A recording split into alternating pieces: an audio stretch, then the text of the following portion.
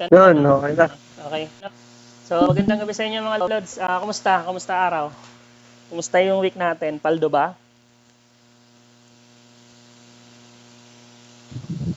For stop loss daw. Puro stop loss. Mahirap talaga i-trade yung market ngayon kasi kung titingnan natin dito kay DXY, ngayon pa lang siya nagkaroon ng movement after after nitong swing na to. Itong swing na to. Kasi ito yung yung high niya, then itong low. So dito lang siya naglalaro. Dito lang siya naglalaro. So kung nakapag profit kayo diyan, so sobrang big salute big salute sa inyo kasi mahirap talaga mag-trade ng gantong market condition. So hindi maayos. Isa pa 'yon, August to kasi. So August dahil mahirap talaga mag-trade. So sige, start tayo mag-TA ulit kay DXY. So sa DXY sa past 2 weeks natin, last week tayo nag-live. Ini-expect talaga natin siya dito kay unang expectation natin dito kay Breaker OB, pero hindi niya ni-respect. Umangat pa siya. Then merong FVG dito. So dito sa FVG na to, dito siya naglaro. Diyan naglaro yung price. So ayan, diyan sa naglaro, siya nag-down, up, down ulit, then up. So nabasag na yung recent high natin. So ito yung OB daily. Itong OB daily na to. Once na mabasag to, magkakaroon tayo ng market shift structure or ayaw na ng price na bumaba. So ito magiging inducement to. So magiging inducement 'yan. In-induce niya lang lahat na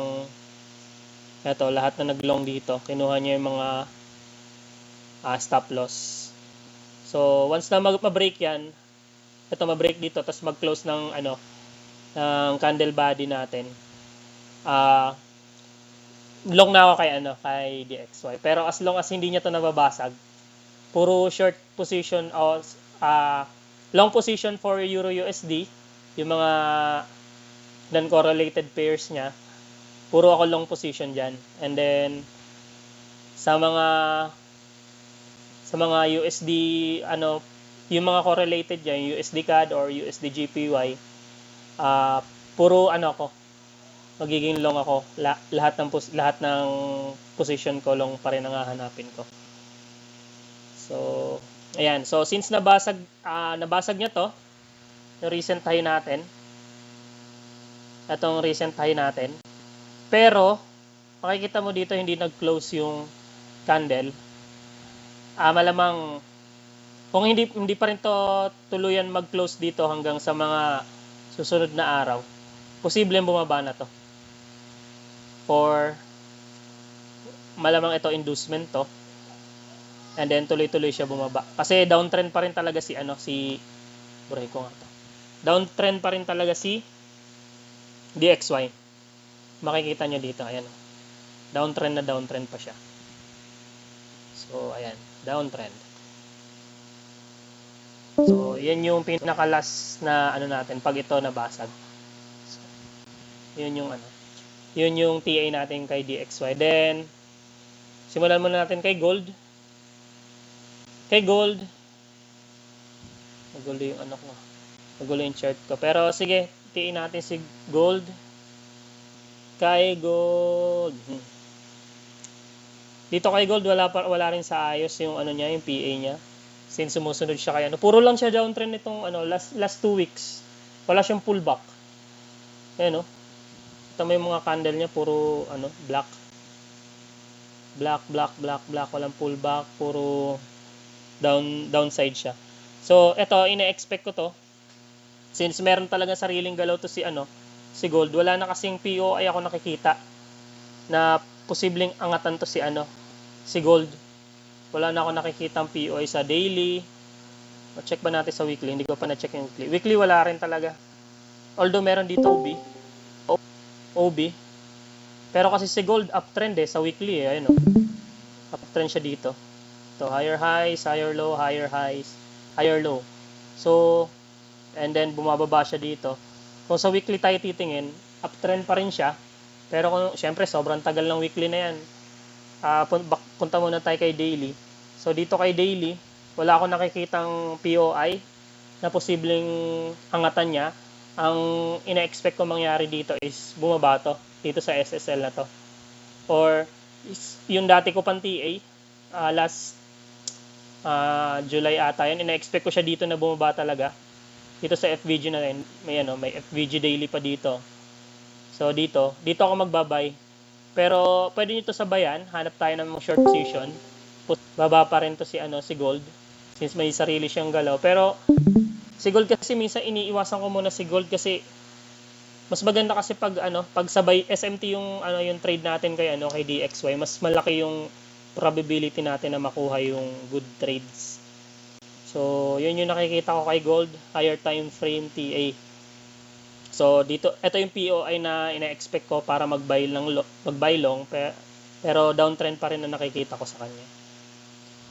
And then pag may tanong kayo, Lods, mag-message lang kayo or mag-voice lang kayo dyan. Dito kay Euro naman. Kay Euro, uptrend pa rin ang tingin ko dito kay Euro. Lahat ng position ko dito kay Euro puro long eh. Hindi ako nag-short dito kasi kung titingnan natin sa daily, uptrend pa rin. Then sa non-core kay DXY din ako tumitingin since downtrend pa si DXY, maglolong pa rin ako dito. So, makikita niyo dito may higher highs, higher low, higher highs, higher low, higher highs, higher low. Then ito, once na ito mabasag to. Itong minor structure niya.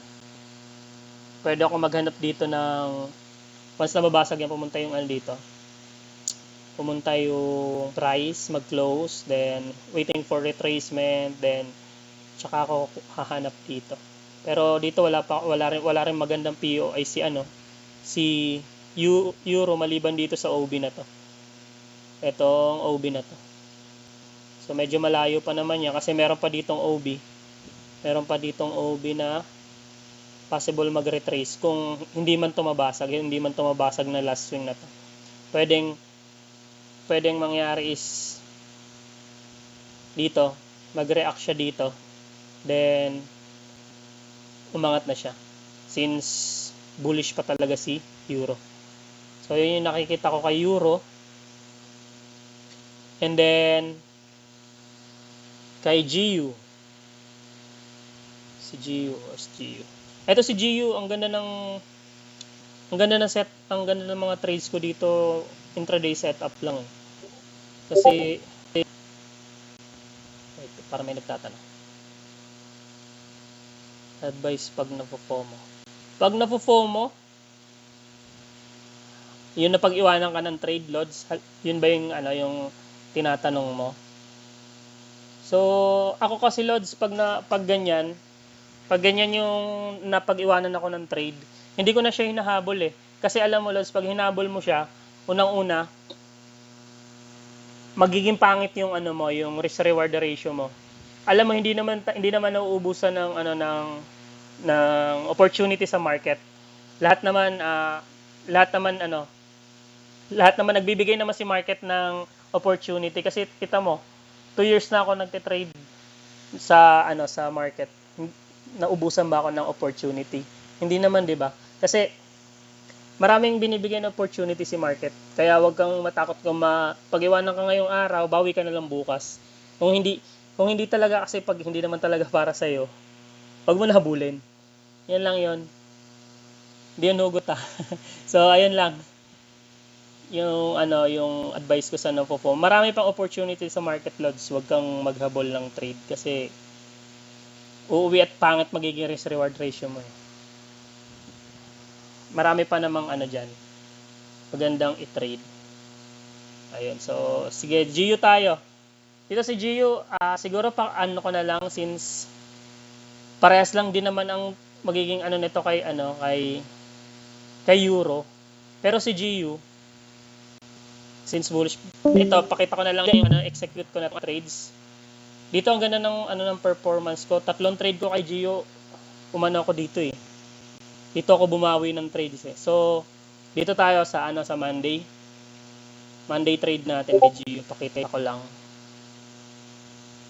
Medyo magulo lang yung chart ko. Pero explain ko na mas maayos. So, dito kay GU, paano ba ako naghahanap ng intraday setup? So, ang una kong ginagawa mga lods, eto sa personal personal strategy ko, personal i-share ko lang sa inyo, baka mag-work din sa inyo, pero hindi ibig sabihin na nag-work sa akin ay mag-work din sa inyo. So, una, inihintay ko na pinaplat ko muna tong mga lines na to. Intraday setup 12 to 12. So 12 PM in the Philippines, PHT. Then 12 AM ng sa Pilipinas. So nilalagyan ko 'yan ng line, then naghahanap lang ako ng oras. Kailan ako naghahanap ng oras naghahanap ng ng opportunity to trade. Naghahanap ako niyan pag natapos yung Asian session. Anong tapos ng Asian session sa Pilipinas is 5 PM. So pagka 5 PM, doon pa lang ako naghahanap ng position yung mga lods. So ito, ayan. Ito yung Asian FX market session yan, Asian. So kailan natapos? Ito, dito oras na to. Nung natapos yung Asian session, diyan ako naghanap ng trade. So nakita ko dito sa sa 5 minutes. Ito intraday setup to since yan basta yan na yung Asian session, then close ko lang para medyo maano. Then nag-line ako dito kung saan nag-open yung candles. Para makita nyo kung saan mag-open ang candles, plot nyo yung lines. Punta kayo 15 minutes, then kung ano yung saan nag-close yung candle, lagyan nyo ng linya. NY midnight open and nilalagay ko dyan. So meron din to kay ICT Hindi to gawa-gawa ko lang, ginaya ko lang tong strategy niya ng pagkuha ng New York midnight open. So diyan ilalay nyo lang yan sa mga hindi nakakaalam. Pero alam nyo na rin yan mga matagal na nagte-trade or talaga nag-aral ng ICT.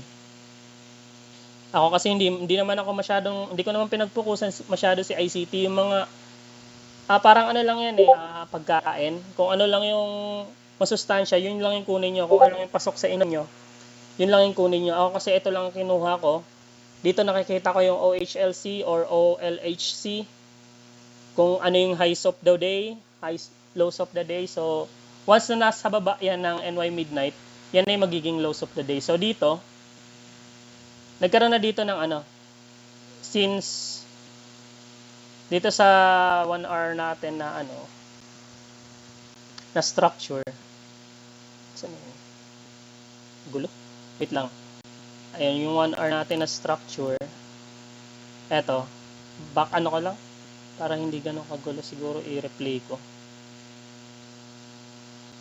Ayan. So, para hindi ganun kagulo. So, dito sa 1 hour structure, meron ditong ito yung lows of yung last week lows. So, meron siyang market structure na lower low. Higher low, higher high, higher low, higher high. So, dito, itong area na to, dito tayo hahanap ng potential entry. So, cleanat ko yung FVG na to. Alam ko, nilagay ko to sa sa analysis ko. So, pag nag-react dito yung price, paano inihintay ko ang pag-react ng price kung magkaroon ng market shift structure sa lower time frame. Ano yung katumbas ng 1 hour na structure? 5 minutes. So, pag 4 hours yung POI nyo mga lods, hanap kayo ng execution, 15 minutes. Then, kung daily naman yung POI nyo, hanap kayo ng execution sa 1 hour. So, since 1 hour to, hanap ako ng execution sa 5 minutes. And then, kung scalper kayo, 15 minutes structure, 15 minutes POI, then hanap kayo ng execution sa 1 minute. So, 1 minute sa mga scalper yan. Pero meron akong trade din na in-scalp ko to si Gio, pero mamaya ako nagpakita. So dito, meron dito ako nakitang swept ng recent low. Then nagkaroon ng market shift structure. Anong oras pa lang to? 15, no? So alas 3 dito sa Pilipinas. Hinintay ko lang mag alas 5. Doon ako hahanap. So since meron din, ang ganda rin na to. Ang ganda rin itong area na to, yung lows na yan. Since kung makikita nyo, iisipin nyo, yan ay yung magiging higher low. Pero hindi. Since wala pang end ng Asian session, kasi minsan kinukuha pa ni London session yung mga yung mga liquidity ni Asian session. So dito nag-form dito ng liquidity. Ang liquidity ko saan maraming nag-i-stop loss. Since swing to, naiisip nila swing to. So ang stop loss niyan usually nandito. Pero yun nga, kinuha yan ng London nung bandang anong oras to? 17. O yun, mga alas 5 nga, sakto. Mga 5. Kinuha niya yung liquidity dito ni Asian session. So pagkakuha niya, doon siya nag-bounce dito sa may 5 minutes OB. Then nag-refine ako dito, kaya mas maganda yung RRR ko. Pumunta ako sa 3 minutes. Ewan ko kung basta nag-refine kasi pag nilipat ko to ng 3 minutes, mawawala ulit yung yung back na to pupunta sa bago. Pero ni-refine ko to, kinuha ko yung OB dito sa sa 3 minutes. Then doon ako nag-place ng limit order. Then invalidation point ko itong swing low. So yan na nangyari. Then ang target ko Asian high. So sana yung Asian high. Ito yung Asian high. So yan yung target ko. Then kung ipi-play natin yan, meron akong 1:5.44 RRR. So risk reward natin. So kung ipi-play natin yan, ayun, TP hit tayo ng sakto 8:30. Wala naman news na to So TP hit tayo ng 8:30 dito ng 1:5 na RRR. And then second trade ko, wait lang, baka may mga tanong kayo. Wala pa naman. So second trade natin, ito, forward ko lang dito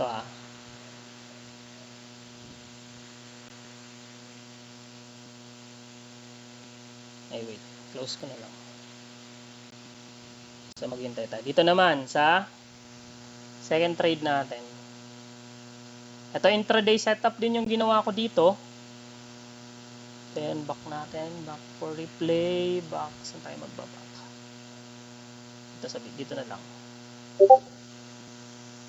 Hindi ko to binura mga lods kasi gusto ko ipakita sa inyo kung paano ko in-execute. Kasi para may topic tayo.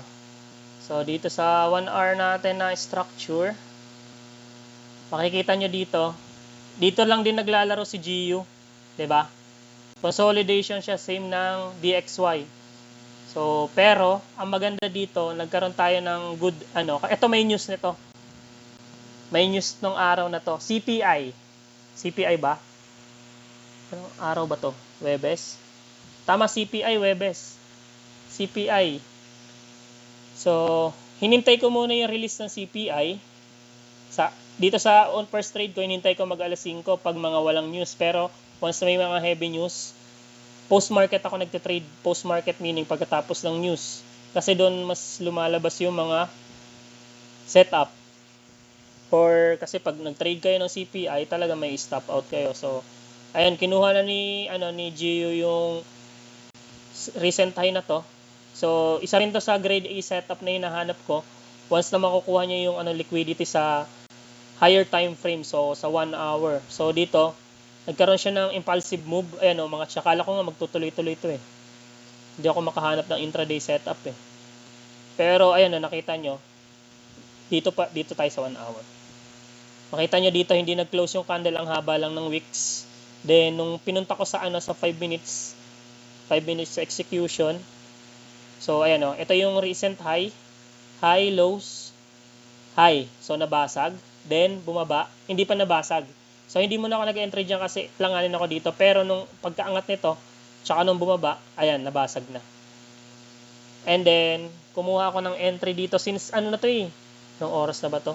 21 or alas 10. Alas 10 na lang gabi sa Pilipinas. So, dito ko lang siya kinuha. Ang target ko sana dito Asian low. Pero since kasi iniisip ko baka hindi na makuha yung Asian low. Kasi pag intraday setup ako mga lods, kung ano man mangyayari pagdating ng alas 12, kino-close ko na yung ano eh, yung trade ko niyan eh, kahit positive or negative ako diyan. Close ko na yan kasi low volume eh. Low volume niya yan after ng ano ng alas 12 or nangyayari din sa my experience. Diyan na nagre-reverse yung market pagkatapos ng ano ng pag-close ng London session or pagka alas 12 then syempre magla-lunch break sila yung New York. Then diyan na nagkakaroon ng low volume, diyan nagkakaroon ng reversal. And then iniiwasan ko rin yung swap fee kasi malaki yung lots ko dito pag nag-i-intraday setup ako. So mas malaki yung lot yung swap fee. So yan, forward muna natin. And dito na-trigger na dito yung order ko. Yan, bumaba siya. Bumalik.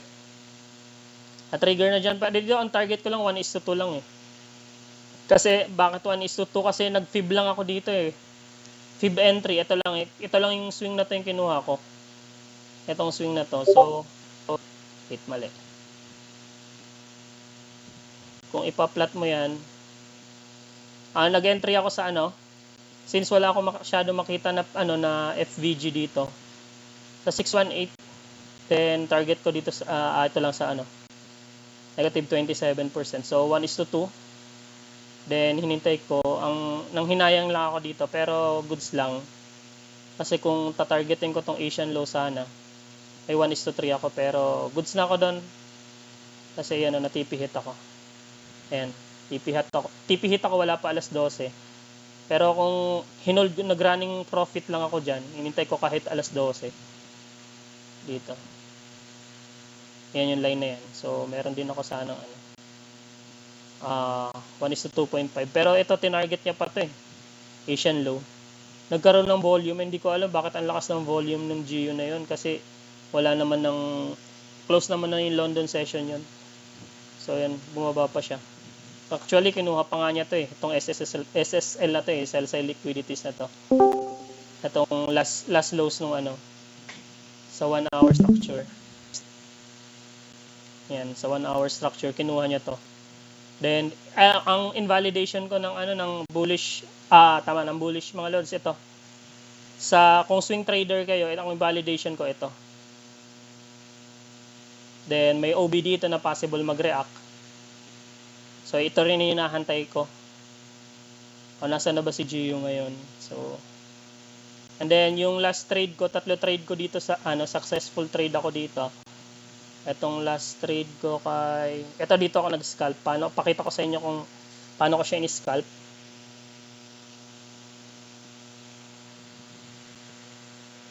Kaya ba dito sa 1 minute execute? Pero sige, try natin. I-back lang natin, back. Dito tayo mag-back. Dito mga lods, alam ko nilagay ko rin to sa analysis ko. Itong FVG na to. Ito yung FVG na to. Ito yung inaantay ko kung saan magre-react eh. Pero kita nyo dito ang nangyari. And binutas niya. Ang lakas ng movement. Ang lakas ng movement. Then pupunta tayo ng 1 hour. Makukuha ba? Yun, nakuha naman. So sa 15 minutes, meron OB dito. Dito siya nag-react. Bakit ako nag-execute ng 1 minute, which is ayaw ko talaga dito sa 1 minute kasi hindi ko masyadong kita. Pero kasi ito nakita ko, lang to paano ba yun? Paano ko sabihin? Hindi ko ina-expect na ganito yung kalinis yung structure ng 1 minute nung pagkatama niya dito sa 15 minutes OB. So tiningnan ko siya ng 1 minute, ang ganda, ayan oh. Meron siyang lower lows, lower high, lower lows, lower high, lower low. So makikita mo dito, yung candle hindi nag-close. Then ayun impulsive move. So ito yung market shift structure natin. Then may naiwan na FVG. So napakaganda. Kung ipa-plot natin yung fib natin, Baliktad. Yung fib retracement natin. Ayan. So, ang ganda. So, dito ako nag-entry sa 618 din. And then, sa TP ko, dito lang sa may negative 80%. Or itong OB na to, sana kukunin ko. Pero, may FVG dito. Dito lang ako nag-target sa kalagitnaan ng FVG na yun. No? So, kung ipi-play natin, na limit order na ako, na hit na.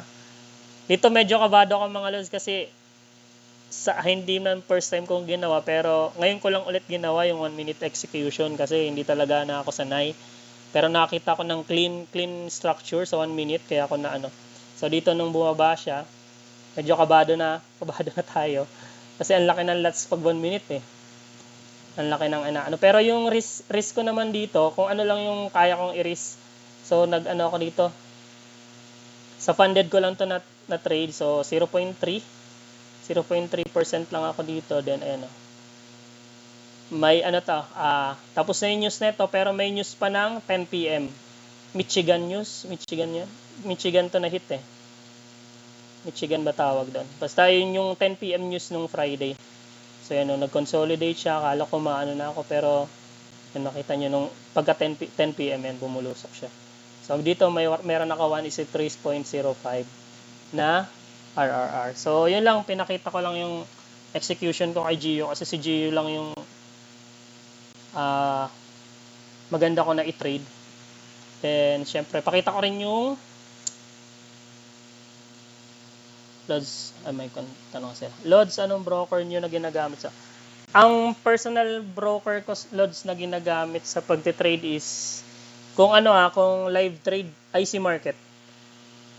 Si Mentornil, alam ko, Vantage ang ginagamit niya, pero ako IC Market. Kasi ang ganda ng spread ni IC Market, sa Euro, 0.01 tsaka 0.04 lang yung pips niya compare sa sa ibang mga, hindi ko pa kasi na-try si Vantage, pero mas gusto ko si IC Market. Lods, consider mo na MSS. Lods, consider mo na MSS na kahit week break lang. Hindi. Ito Lods, hindi ko to kino-consider na market shift structure yung week ha. Kailangan close body siya. Or meaning, dun sa MSS high line na yon, kailangan mag-close 50% yung candle. Hindi pwedeng yung mga wicks lang kasi dyan marami na na-fake out. Na-fake out, natatrap tayo dyan, iisip nila, oy, nabasag na. Yung iba naman hindi makapaghintay, oy, tinamaan na yung market shift structure natin. So nag-e-entry agad sila. Hindi nila iniintay mag-close yung candle natin sa structure na yun. Kunwari 15 minutes yun. May 5 minutes pa natitira, nag-entry na sila since na-hit na yung doon. Tapos pagkatapos pagka-close ng candle, umangat or bumaba kung ano ba yung bias mo. So marami na fake out doon. Dapat talaga mas maganda yung close body candle. Marami na akong na-encounter na ganyan. Ayun, tapos siguro pakita ko lang din yung dashboard ko kay Funded Engineer. So dito magiging transparent lang ako sa inyo na hindi naman lahat ng trade ko is goods. Dito kay Funded Engineer, yung 25k account ko medyo down na ako ng 5%. I think 5% pa. So ayan, 23,682. So down na ako ng 1, 2, 3, 4 and 5 something, 5, almost 6% yung down ko. So phase 2 na sana ako neto, pero let's see sa mga susunod na trade natin. So dito medyo hindi maganda, so okay lang, ganun talaga ang trading. Wala namang 100% sa market, hindi naman tayo 100% talaga nagpo-profit. So dito pagka trade ko ng 25k, wala pa akong magandang naipanalo. Although dito umangat ako, ito yung first win ko, pero pangit kasi nag-close ako early kasi hindi ko nagugustuhan yung PA. Then so ano ba drawdown nito? Ang drawdown nito is 2.5. So, pag na-reach ko yung loss na 2.5, mabibreach na to. Pero, let's see. Hopefully, may pasa ko siya kasi phase 2 na. Since 5% lang naman. Ayun. Lods, ilang percent po nire-risk mo per trade sa funded engineer? Ito, Lods, yung 25k account ko, pang swing ko kasi to eh. First trade ko dito, nag 2%. Then natalo. Tapos, sunod-sunod ko na puro 1% na hanggang sa ma-recover ko yung pinaka-initial balance. So, since ngayon, mga almost 5% na ako, negative, almost 6% yung down ko. So, 10% yung breach, kaya goods lang, medyo malungkot, pero ganun talaga. That's part of a trading. Then, dito naman sa may question pa. Magkano pinakamura ngayon, Lod, sa 10k ni funded engineer? Meron sila pinakamura 6k account. Mga lang, yun yung pinakamababa. Yung 6k account, alam ko nasa $50 to $60. Meron kasi sila standard tsaka superior account. Yung standard account, 8% lang yung first target, pero mas mahal. Siguro mas mahal lang $10 to $15. Hindi ko pa masyado na check. Pero 8% lang yung phase 1. Then phase 2, 5%. And then yung standard naman is 10% yung phase 1. Then phase 2 is 5% yung profit target. Mas mura yon. Pero kailangan mas mataas nga lang yung nila, yung percentage. Pero kung ako papapiliin, mas gusto ko yung yung 8% target lang kahit mas mahal. Kasi pag naipasa mo naman yon, although mas mahal lang siya ng $15, hindi naman siguro ganun kabigat yung $15 sa akin pero hindi ko lang alam sa inyo kung ano yung mas nyo.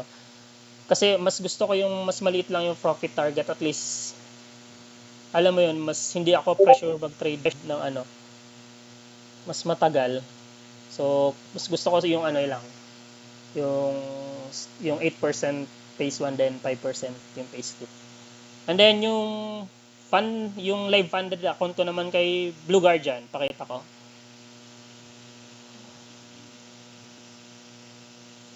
Share natin si Blue Guardian. Ito. So si Blue Guardian, kita naman. So Blue Guardian, ito yung account ko kay Blue Guardian. Hindi ito. Yung ko pala to. Yung evaluation. So ito si Blue Guardian. Ito mga lods, since funded na ako dito kay Blue Guardian, dito, kung ano maging profit mo, 85% nun, yun yung mawi-withdraw mo.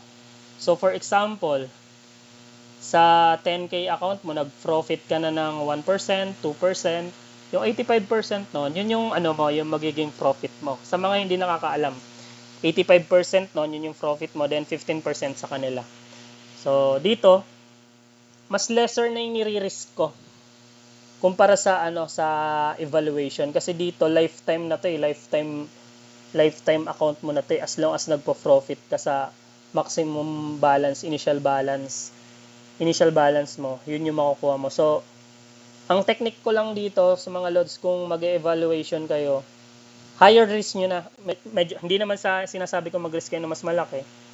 Kung kaya nyo 2%, then 1%, 1%, 1%, or 1%, 0.5, 0.5, 0.5. Wag niyo patagalin yung yung pagte-take ng evaluation. Patagalin niyo once na naging funded na kayo.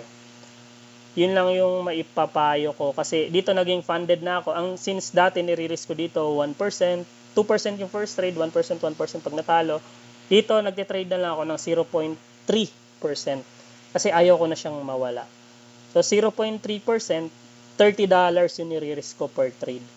So 10% yung neto, yung maximum reach nito or maximum breach nito. Kung 0.3 naman yung nire-risk nyo, $30, matagal yan, kahit 10 trade kayo, nasa 3% pa lang malolo sa inyo. So dito, ang ko naman dito, ang goal ko dito, naging live funded account na ako, makuha ko lang yung 2% per by weekly or kinsenas katapusan. Hindi ko na iti-trade to. Kasi yung 2%, $200 yon. So, 85% to, mga $170. So, hindi ko na iti-trade siya. Hayaan ko na siya hanggang sa payout. Then, payout ako. Then, yun, ganun lang gagawin ko. Kasi dito, ang goal ko is scaling. Ang maganda kasi kay Blue Guardian or kahit sa ang firms, once na ma-reach mo siya na yung 12%, pag naka 12% ka within 3 months, nag-i-scale up siya ng 30%. Halimbawa, 10k yung account or 100k yung account mo. Times mo yun sa 30%. Kung 100k yung account mo, magiging 130,000 yung account mo kung i-scale up at ma-reach mo yung 12% account nila. 12% minimum nila. Mas maganda ba si Blue Guardian kaysa kay Funded Engineer based sa experience mo? Yung sa experience ko, Lods, parehas lang naman sila in terms of trading. Ang kinagandahan lang kay Blue Guardian, mas maliit lang yung yung profit nila, profit target kay Blue Guardian is phase 1 8%, then phase 2 4% lang. Kay Blue Guardian ay kay Funded Engineer kasi 10%, may 8% sila, may 10%, depende sa superior or Then phase 2 is 5%. So mas mababa si Blue Guardian. Pero sa fee, I think hindi naman sila nagkakalayo. Mas maganda lang kay Blue Guardian kasi yung profit target. Ito kasi si Blue Guardian, mga lads, isa hindi nakakaalam. Ito, napanalunan ko lang to kay Coach Ron eh. Kay Coach Ron, yung paraffle niya. So, nanalo ako. Nakachamba tayo. So, yung wala akong perang pinambili dito, naka 10k account ako din. Kung titingnan nyo yung maximum daily nila 10%. So, parang nanalo ako ng 50,000. Kasi yan yung maximum nila. Yung maximum daily balance nila. 1,000 times 55 or 55,000 sa Philippine money. So parang ako nanalo ng 55,000 kasi naipasa ko siya. Pero kung hindi ko siya naipasa, wala akong account. MFF. Ito si MFF, ito talaga yung number 1 para sa akin, si MFF. Bakit? Kasi si MFF, ang pinakagusto ko sa kanya is 12% yung yung maximum drawdown niya. So kung bumili ka ng account sa 10k, ang maximum drawdown niya is 1,200 kasi 12% 1,200. So pag napasa mo yon, bumili ka ng account halagang, I think nasa lang yun. Wala pa $100 eh. Hindi ako nagkakamali. Tapos 8% yung yung target niya sa phase 1, then 5% sa phase 2. Mas maliit lang yung target ni phase 2 kay Blue Guardian, pero sa drawdown naman siya bumabawi. So mas gusto ko yung mas malaki yung drawdown kaysa yung maliit yung profit target. So yun yung number 1 na tinitingnan ko sa pagkukuha ng prof firms. So number 1 ko si MFF, mas mura pa. Si MFF ang pinakamura. To think, siya ang pinakamura, siya pinakamagandang drawdown. Although hindi siya masyado nagbibigay ng mga less, mga off.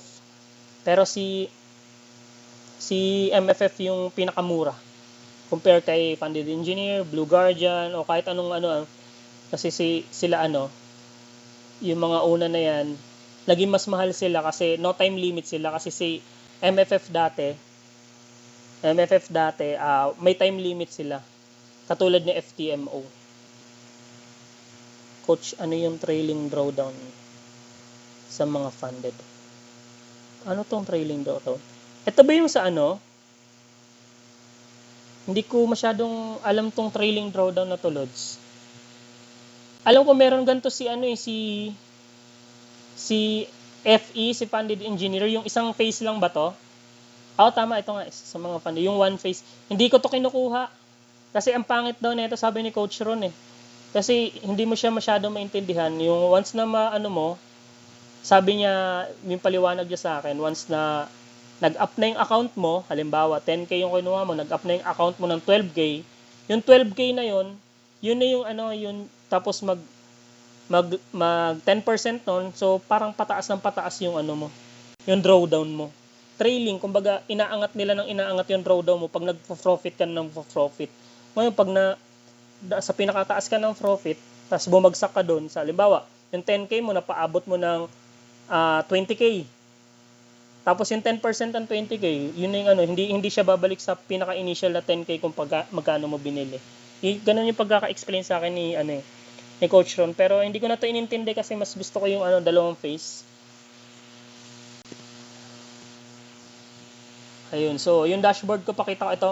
Sa funded live account ko, 0.5% pa ako. Pero last week, naging ito, 9,800, negative 2%. Pero nakuha ko siya. So, ito yung tinade ko kay Gio. Kay Gio ko lang to lahat nakuha. Yung intraday setup na yun. So, medyo pumabawi na tayo.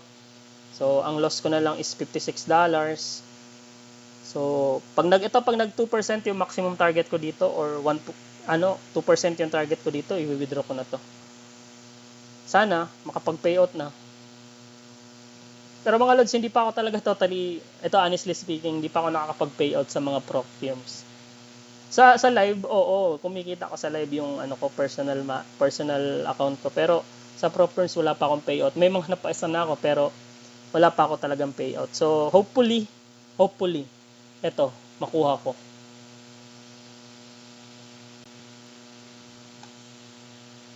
Check natin yung kung may news ba na darating.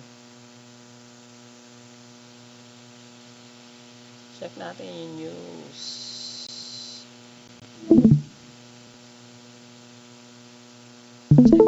Check the news. August 15. Ito. Wala tayong masyadong news ng Monday. Tuesday nandito eh. Tuesday na lumabas. Assumption of Mary. So, huwag na natin intindihin yan. Hindi ko alam yan. Yung unemployment rate. Meron unemployment rate kay GU ng 14 alas 2 sa Pilipinas. Then, retail sale. Ito, medyo retail sale, hindi naman ito ganun pero syempre, kung intraday setup yung hanap nyo, palipasin nyo muna yung mga news ng 8:30. Sunod-sunod siya, ang dami niya. So, kahit hindi ganun kalakas, pero ang dami. Sa Tuesday, inflation rate din sa Wednesday, kay GU. Then, building permits. Ito may FOMC. May FOMC tayo ng Thursday. Madaling araw to. Malamang tulog ako nito. Wala akong position yan. Then, Friday. So, all in all, wala naman tayo masyadong heavy news maliban dito sa FOMC. Kay GU lang. Ingat lang tayo kay GU. Maraming si GU. Ito pala. Meron din pala si Euro. Employment change quarter 2. 17 mga alas 5. So yan, ito mga lads, i-monitor nyo na lang before kayo. So everyday kayo bago kayo mag-trade, check nyo muna kung may news para hindi tayo nabibigla or hindi kayo nabibigla. So always check the news before kayo mag-place ng order or bago kayo, syempre pagkagising nyo sa umaga, or ako kasi pagkagising sa umaga tinitingnan ko may news ba, mag-trade ba ako ng gantong oras. Pag nakita ko walang news, sige trade tayo ng ganyan. Pero pag may news, hintayin ko muna yung news na lumabas. So ganun lang. Ano to? Lods, sabay-sabay ka ba mag-place ng position sa mga funded account mo? Pag intraday lods, one position a day lang ako. Pero yung swing trade ko, may dalawa akong ongoing na position. Pakita ko na lang din sa inyo. To be clear. Share your screen. Dalawa kasi ako chart ito. Meron ako kay Euro. Ito intraday. Ito medyo negative ako ngayon. Ito yung 25k account ko. 25k account ko, yun yung ko. Ito yung validation ko kay Euro. Sa 1 hour. Kasi dito daily. So daily POI, 1 hour execution. So 1 hour, meron siya ditong na-swept, then market shift structure, pero ito umangat na to ng CPI pero bumaba ulit. Ewan ko lang kung ano mangyayari dito. Negative ako ngayon dito. So hopefully umangat siya na makuha niya to. Malamang kukunin niya to since liquidity yan. Pag kinuha niya yan at magdire-diretso, so stop out ako. So, yun yung ano ko, 1% yung trade ko dito. Hindi ko na in-expect na yung 25k na umano, pero let's see. Dalawa yung ongoing ko sa... Pag swing trade kasi, Lods, nag-hold ako ng matagal talaga. Swing kasi. So, minsan, 2 position, 3 position, pinaka-maximum ko sa swing. Sabay-sabay kong tinitrade. Then kay GU, may swing din ako. So, dito kay GU, sa 15 minutes ako naghanap. Then, 4 hours yung POI ko. Ito, 4 hours na to. Itong OB na to. Ito yung OB ko. Ay, 1 hour pala. 1 hour. Ito, 1 hour yung OB ko. Ito. Then, pumunta ako ng 15 minutes since swing to. May shift, may sweep, market shift structure. Then, ito, medyo negative pa, pero invalidation ko dito. So, parehas negative yung account ko sa swing. Yung trade ko sa swing. So, let's see ano mangyayari. Ang target ko na ito yung DSL. Yun. Lods, mas maganda mag-trade MT4 kaysa MT5. For me, Lods, parehas lang naman. Pero si MT4 kasi mas luma compare kay MT5. Si MT5, marami na siyang mga indicators. Pwede ka maglagay indicators. Pero since hindi naman ako nag-TTA sa MT5 sa trading view line, pa rin ako nag-TTA. Okay lang kahit anong piliin mo dyan. Wala namang problema yan.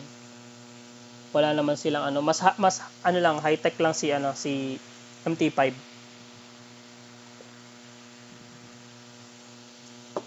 Question mga lods.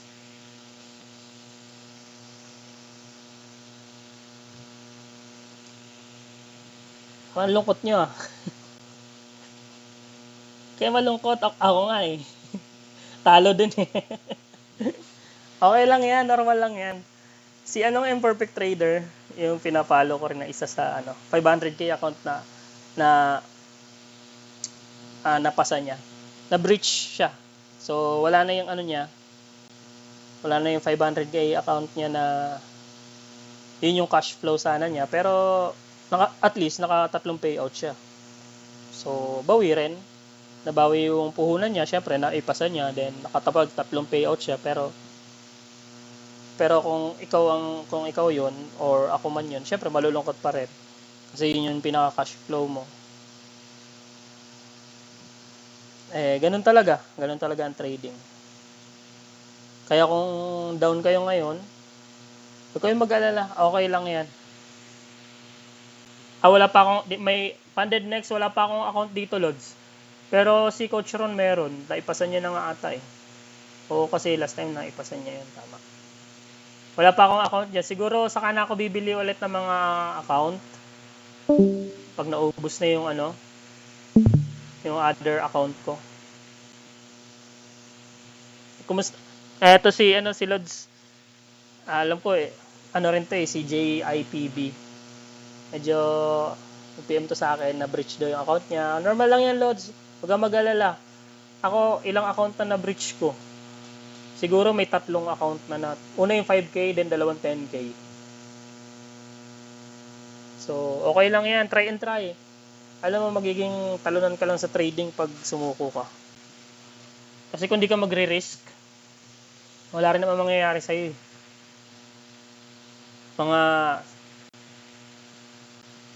Try nyo lang, Lods. Kasi, try nyo lang mga maliliit na account.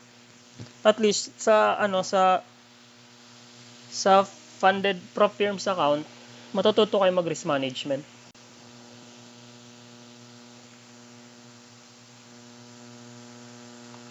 Tapos pag naipasa nyo pa, babalik yung nyo.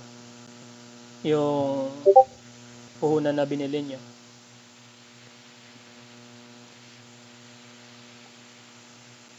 So, may question pa kayo? End ko na siguro yung record, masyado na mahaba. Pero tanong lang kayo.